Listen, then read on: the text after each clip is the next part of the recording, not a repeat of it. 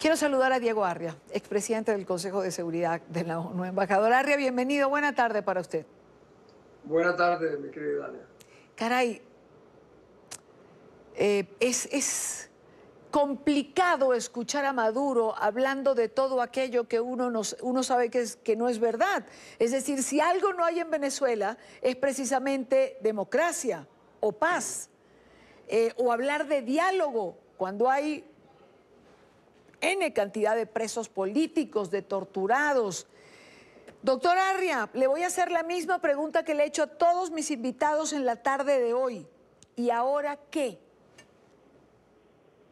¿Me permite primero que te conteste lo de Maduro? ¿Cómo no? Ver, para los que no conocen a los personajes, ver al narcotirano Maduro juramentado por un hecho inexistente realmente, por un hombre procesado por 2 asesinatos, como es el presidente de lo que ellos llaman la Corte del Tribunal Superior, se llama Michael Moreno, es realmente un hecho aberrante.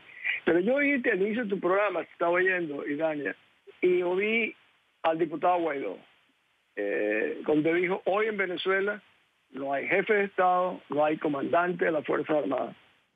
Eso me ha apenado profundamente, porque él es, o hasta el día de hoy, si quiere, el presidente encargado de la República de Venezuela y comandante en jefe de las Fuerzas Armadas. ¿Y por qué digo eso? Porque el artículo de la Constitución 233, ya que habla de cumplir la Constitución, lo obliga al presidente de la Asamblea Nacional a llenar el vacío de la presidencia. No es que tiene que consultar al Parlamento, no, es automáticamente convertido, pero verlo de esa manera, admitir que no lo ha asumido, o sea, en el fondo está violando la propia Constitución que lo obliga, es realmente penoso, realmente penoso. Yo creo que es un día en eso terrible. Y vi sus palabras, yo pensaba que iba a ser distinto, y fue unas palabras realmente, yo diría hasta elementales, que yo me hago la siguiente pregunta. Si las bases de las Fuerzas Armadas venezolanas hubiesen estado pensando construir al rescate de nuestra libertad, hubiesen buscado un gobierno legítimo, institucional, como el que tenía la obligación hoy de hacer Guaidó. Al no estarlo, realmente nos deja una incógnita muy preocupante. Deja una incógnita preocupante porque, digamos, los días por venir no tienen ninguna claridad para usted. Desgraciadamente sí lo tienen. Lo tienen porque el acuerdo previo, esto no es Guaidó actuando aisladamente. Es un acuerdo de los 4 partidos que controlan el Parlamento y que ya tenían tomada la decisión de que no detonarían o no ejecutarían su obligación constitucional de convertirse en presidente encargado de la República. Eso para mí no es sorpresa. Ahora han propuesto una cosa que llaman un estatuto provisional de la transición, que tiene, creo, 17 páginas, que en el fondo es un recurso para encubrir de que realmente están violando la Constitución, de que no están cumpliendo con la Constitución, tal como se la pasan indicando permanentemente que tenemos que defender la Constitución. Hoy la manera de defender la Constitución era cumpliendo con ese artículo que era obligatorio para el presidente de la Asamblea. Yo creo que algunos dirán, pues eso tiene riesgo. Bueno, al ser nombrado presidente de la Asamblea era automático que tenía que entender, yo me imagino, y saber que a esto estaría obligado. Ahora, embajador Arria, ¿cómo denominarse o asumir o nombrarse presidente de la República por un artículo de la Constitución, el 233, ante la ausencia de un mandatario, en un país donde las armas y el poder lo detentan otros? Es decir, ¿qué buscaríamos con eso? Bueno, yo entiendo perfectamente, la gente dirá, esto es en el vacío, etcétera.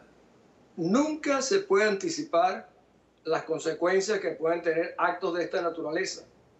Nada menos que decir ya no simplemente que es una narcodictadura, sino que hay un gobierno legítimo. Incluso para los que piensan que podrían apresar al presidente de la Asamblea, es muy distinto apresar al exalcalde de Chacao o a un diputado o el mismo presidente de la Asamblea que apresar al presidente encargado de la República de Venezuela de acuerdo con la Constitución.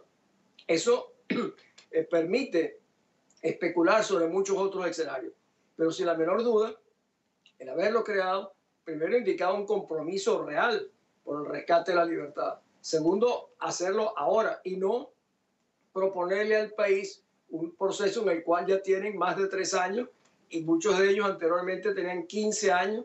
O sea, en un larguísimo proceso que para mí, si sigue por esta vía, desgraciadamente lo van a perpetuar. Decía Héctor Chamiz, con quien conversaba hace unos minutos atrás, que el próximo paso era jurídicamente claro, políticamente complicado.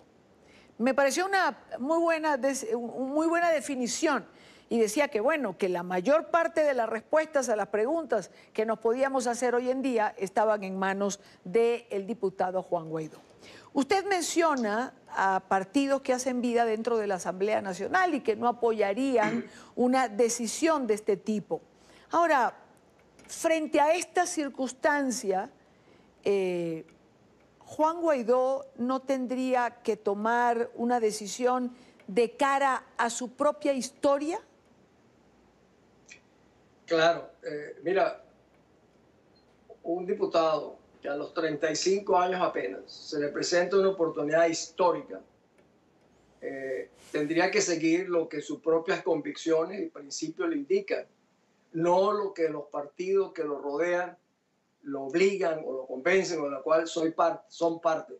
Esta es una decisión muy personal, pero nunca un venezolano ha tenido una oportunidad tan extraordinaria como la tuvo después de las 12 de la noche de ayer el diputado Guaidó. Esa es, yo encuentro penoso ver cómo se ha malbaratado, y no solamente eso, se ha ajustado justamente a los designios, políticas de 4 partidos que realmente vienen dando unas demostraciones lamentables de competencia y que hoy vemos que muchos de sus dirigentes están vinculados, asociados a personajes que los Estados Unidos, por ejemplo, han condenado por lavado de dinero, peculado, robo, o sea, en una dirigencia sumamente, yo diría, con bastante falta de confiabilidad y credibilidad.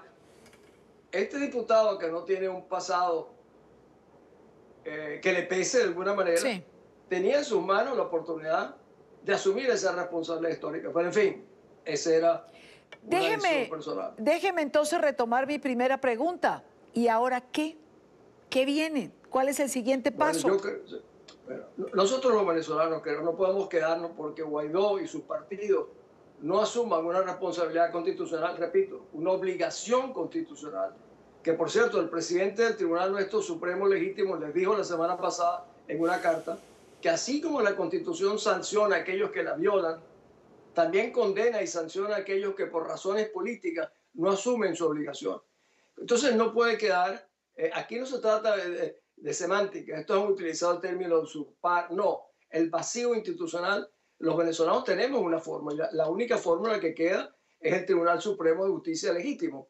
Fíjate, Dalia, no es accidental que en la resolución del Grupo de Lima se destaque de manera importante el hecho de que en Venezuela hay un Tribunal Supremo de Justicia legítimo, responsable, independiente y soberano, y legítimo. ¿Por qué lo pusieron? No solo porque esa es una realidad, sino también temiendo que el narcorrégimen de Maduro pueda hoy, mañana o pasado ponerle fin a la Asamblea Nacional. Y si le ponen fin a la Asamblea Nacional, la única institución que permanece es ese tribunal. Bueno, con esta declinación de responsabilidades de la Asamblea, yo creo que le corresponde al Tribunal Supremo de Justicia actuar para que se cumpla la Constitución, y estoy seguro que esa debe ser la posición de los países que integran el Grupo de Lima. Quiero agradecer a Diego Arias, presidente del Consejo de Seguridad de la ONU. Embajador, gracias por estar con nosotros. Buena tarde para usted. Gracias a ti.